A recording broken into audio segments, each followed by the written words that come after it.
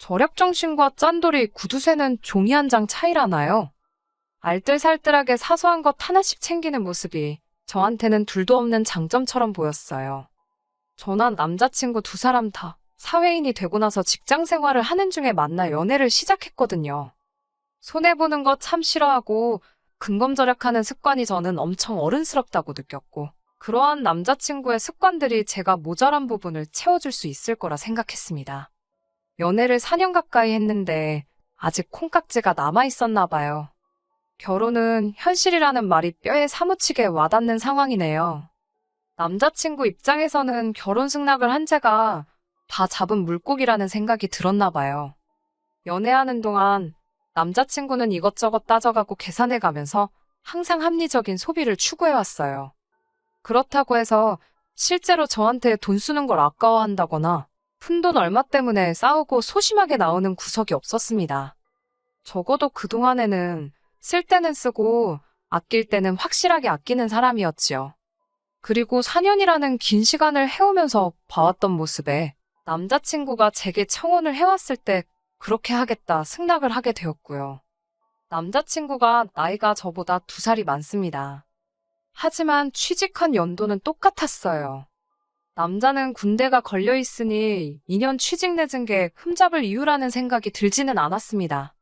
두 사람 다 다니는 회사가 비슷비슷한 수준이고 직접적으로 말해준 적은 없지만 연봉 또한 비슷하게 받는 듯 싶었지요.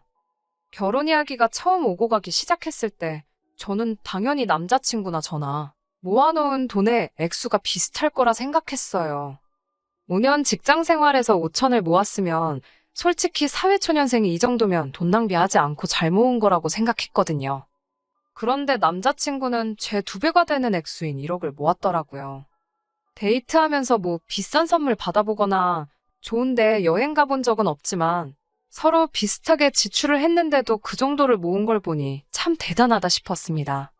남자친구나 저나 둘 다 부모님으로부터 독립해서 나와 서로의 직장 근처에서 자취를 하고 있었는데 저와 비슷한 월급을 받던 남자친구에게 어떻게 그 정도 돈을 모았냐고 물어보니 정말 가관이더군요. 집에서 관리비 아낀다고 냉난방 안 쓰는 건 물론이고 샤워도 찬물로 했다더라고요. 알뜰폰 무제한 요금제를 들어서 인터넷도 집에 따로 설치하지 않았고요. 전기세 아끼겠다고 핸드폰 같은 전자기기 충전도 전부 회사에 가서 했다 하고 밥도 대부분을 회사 식당에서 해결했대요. 집에서 밥을 먹어야 할 때는 고구마 한 상자 사놓고 고구마만 먹었다고 하더라고요. 심지어 그 고구마도 회사 탕비실에 있는 전자레인지로 쪄오고 집에서는 정말 잠자는 것 외에는 아무것도 안 했다고 하는 겁니다. 알뜰살뜰한 건 알았는데 그 정도까지 한다니 조금 걱정이 되기는 했어요. 검소하고 근검절약하는 습관이 장점이고 그것 때문에 결혼을 결심했기는 하지만 그렇다고 해서 저까지 그렇게 살고 싶은 생각은 없었거든요. 아무튼 그렇게 해서 남자친구가 저보다 모아놓은 돈이 훨씬 많기는 했습니다. 결혼은 요즘 추세가 다들 반반을 하잖아요. 남자친구가 이것저것 따지는 성격이긴 하지만 그것 때문에 결혼할 때 금액을 똑같이 해오려고 생각했던 건 아닙니다. 이미 결혼 이야기 나오고 나서 서로 얼마를 모았는지 이야기를 했을 때도 남자친구는 특별히 제가 모아놓은 돈이 적다는 걸 이유로 아무 말도 꺼내지 않았었거든요. 그리고 결혼 승낙을 받으러 우리 집에 처음 갔을 때 저희 부모님이 저희에게 먼저 힘닿는 데까지 도와주신다고 이야기를 꺼낸 것도 있었어요. 제가 외동이기도 하고 저희 부모님이 노후 준비도 끝나 있고 다른 집에 비해 사실 여유가 조금 있는 편이기도 하거든요. 그래서 딱 남자친구가 모아놓은 금액에 맞추기 위해서 저희 부모님한테 5천 정도를 지원받을 생각을 가지고 있었습니다. 그런데 남자친구에게 그렇게 하겠다는 이야기를 꺼냈는데 남자친구가 너 그렇게 계산적인 여자라고 생각한 적 없는데 왜 그러냐며 화를 내더라고요. 난데없이 왜 화를 내느냐 물었더니 남자친구는 그러면 둘이 모아봐야 2억 아니겠냐며 사실 그 돈으로 서울에 빌라 전세 구하는 것 말고는 할 수 있는 게 없는 거 모르냐 하더군요. 요즘 대출금리가 어쩌고 저쩌고 서울에 아파트가 얼마고 모자란 돈을 대출받으면 그러면 한 달에 이자가 얼마, 우리 월급에 생활비 내고 대출이자 내고 얼마가 남고 그러면 한 달 공과금의 대출이자 생활비까지 내고 나면 우리 수중에 얼마밖에 안 떨어진다. 이 계산을 하고 있는 겁니다.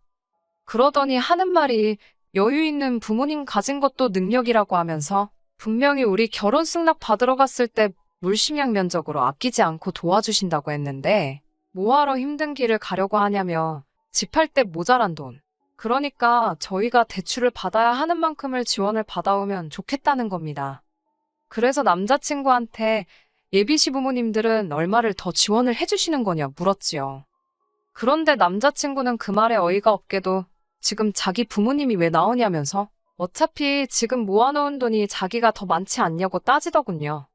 자기 부모님들은 노후가 아직 안 돼 있어서 괜히 도움받아봐야 나중에 생활비다 용돈이다 달라고 하면 괜히 거절도 못할 거라고 배보다 배꼽이 더 클 테니 차라리 지원을 안 받는 게 좋다고 하더라고요. 무슨 말을 하고 싶은지는 대충 이해가 갔지만 아무리 저희 부모님이 여유가 있다고 해도 이게 경우는 조금 아니지 않나 싶기도 했습니다.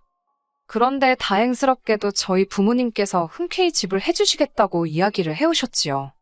안 그래도 저희 외삼촌이 가지고 있는 아파트가 하나 있는데 요즘 집값도 내려가고 있고 급전도 필요하고 해서 정리 중인 게 있다면서 그 집을 아예 얻어주시겠다 하시더라고요. 저희 모은 돈으로 실내도 싹 다 갈아엎고 그러면 신혼부부 살기에는 모자랄 것 없을 거라고. 그리고 저희가 모아놓은 돈을 가지고는 차를 사도 되고 훗날을 도모하기 위해 저금으로 가지고 있어도 되지 않겠냐고 하더라고요. 몸둘바를 모를 정도로 감사했습니다. 여기까지는 정말 수월하게 지나갔어요. 비록 예비시댁에서는 돈 한 푼 지원받지 못하는 상황에서 저희 집에서 집을 해주는 거나 마찬가지인 상황이 되었지만 말입니다. 저희 부모님이 노후 준비가 다 되어 있는 상황이기는 했지만 그래도 다른 것도 아니고 집을 해주셨는데 다른 건 몰라도 저희가 어느 정도 자리가 잡히게 되고 부모님께서 완전히 은퇴를 하게 된다면 그때 가서 매달 용돈을 드리고 싶은 생각이 들었습니다. 노후 준비가 되어 있다고 하더라도 돈을 곳간에 쌓아놓고 필요할 때마다 꺼내 쓰시는 분들도 아니셨고 큰 지출을 하시게 되는 만큼 분명히 노후 대책에도 어느 정도 영향이 있을 거라는 생각이 들었어요. 그래서 이 정도 도움을 받았는데 조금이나마 제가 해드릴 수 있는 건 해주고 싶은 마음이 있었지요. 그런데 막상 남자친구는 집을 해주신다는 말을 들었을 땐 뛸 듯이 기뻐했으면서 용돈을 드리고 싶다는 제 말에는 인상부터 팍 쓰더군요.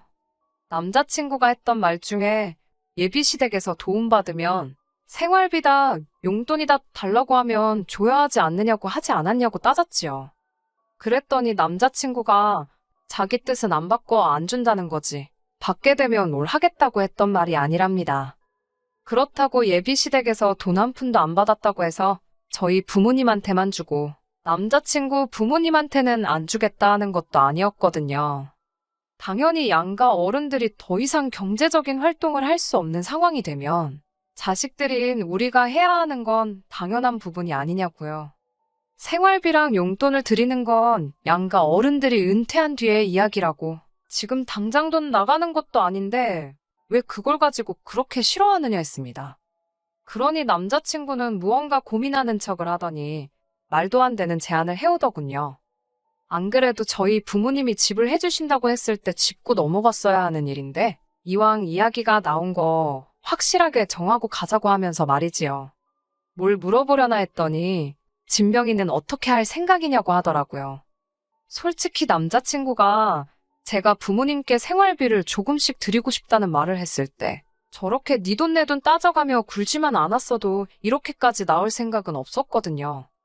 애초에 처음부터 공동명의를 할 생각도 가지고 있었는데 이렇게 확실하게 짚고 넘어가자는 식으로 나오니 무슨 꿍꿍이가 있는 것 같고 우리가 결혼해서 부부가 되는 건데도 이렇게 계산을 하려 나오는가 하는 모습을 보이니 공동명의를 하겠다는 말이 입에서 나오지가 않더라고요.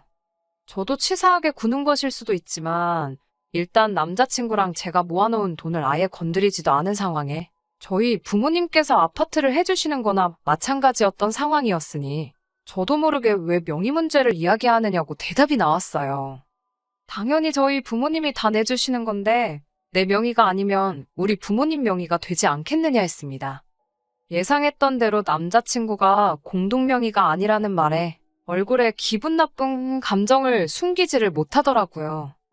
저한테 따진다고 하는 말이 아까 전까지는 드리기 싫다던 부모님 생활비를 걸고 넘어지면서 집 명의는 네 걸로 하고 생활비는 우리가 번 돈으로 드리겠다니 너무 치사한 거 아니냐고 하는 겁니다.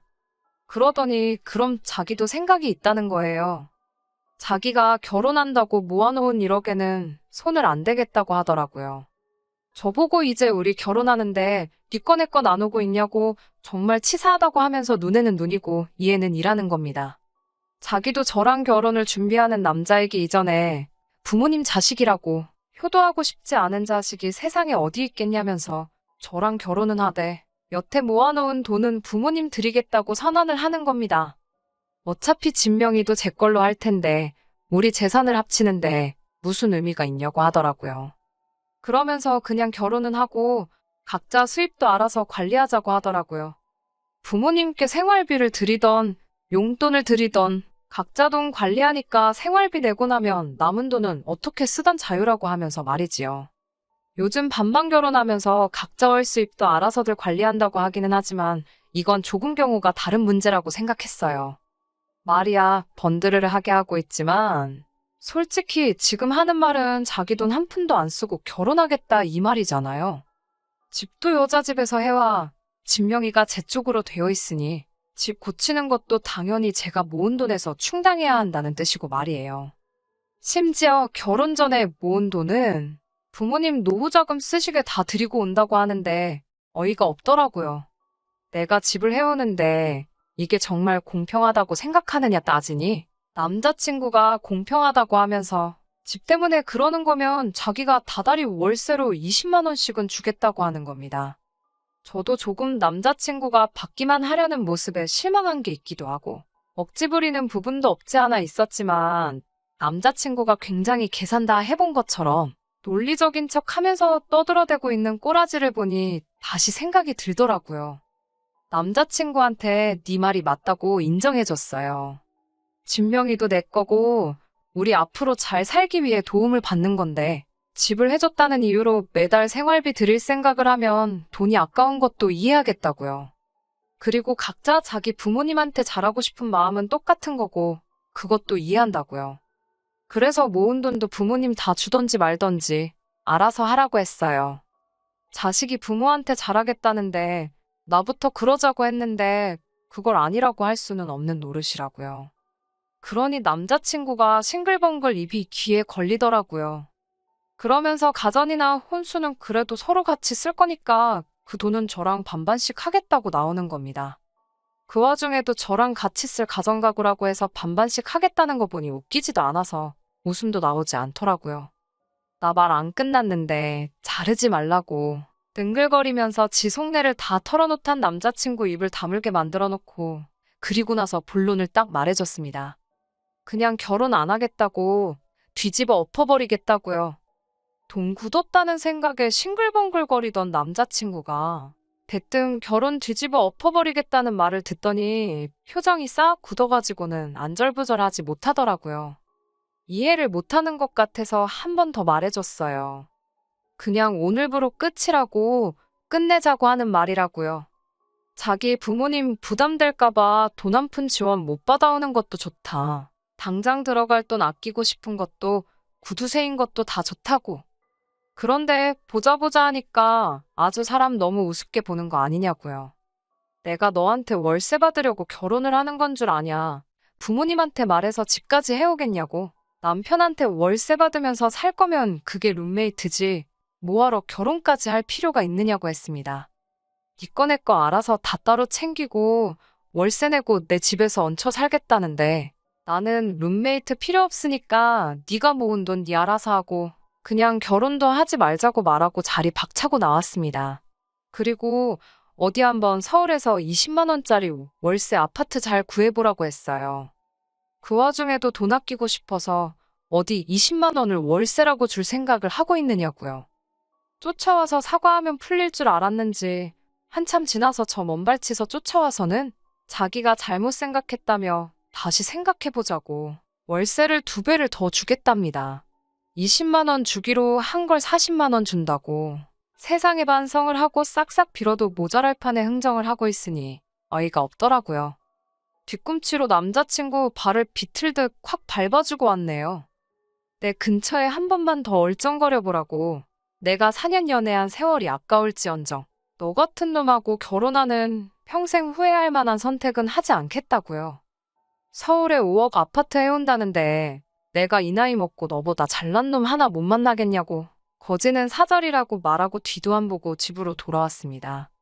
그 와중에도 밟힌지 발등이 아파서 신경 쓰였는지 아니면 자기도 자기가 한 짓이 가망이 없다고 생각을 한 건지 멀어지는 저를 쫓아올 엄두도 못 내고 있는 남자친구를 보니 헤어져도 100번은 잘 헤어졌다는 생각이 들었습니다. 계산적이고 사소한 것 따지는 성격 진작에 알고 있긴 했지만 저는 최대한 좋은 점만 보려고 했어요.